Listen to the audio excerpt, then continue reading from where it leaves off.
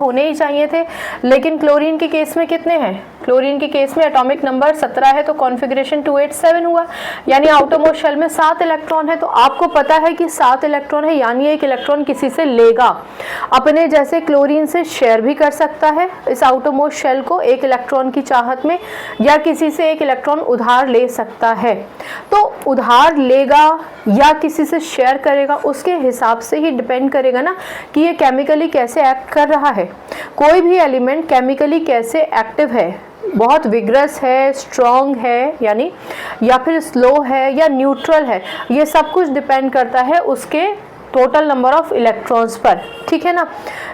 I hope this is clear. इसलिए electron एक बहुत ही अहम भूमिका निभाता है किसी भी एटम के केमिकल प्रॉपर्टीज़ पर। तो आई होप यहाँ से आपको आइसोटोप समझ में आ गए होंगे।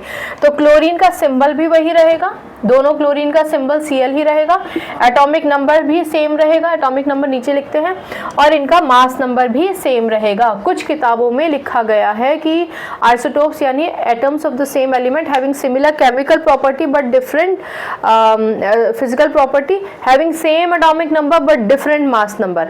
मास नंबर की जगह कुछ किताबों में एटॉमिक मास भी लिखा होगा। मैं आपको सुझाव दूंगी कि आप ये लिखें, atoms of the same element having same atomic number but different mass number are known as isotopes.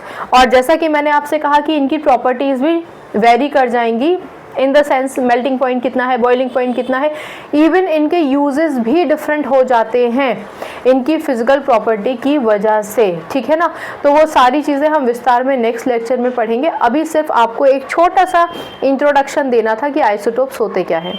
ठीक, आई होप ये आपको समझ में आया होगा। बाकी कोई डाउट है तो प्लीज़ फ्री होके पूछिए, डाउट क्लियर करेंगे तो केमिस्ट्री आपको बहुत प्यारी लगेगी। बाकी केमिस्ट्री से अपनी केमिस्ट्री अच्छी बनाइए, शिक्षा ले आइए, अपना ख्याल रखिए, खुश रहिए, नमस्कार।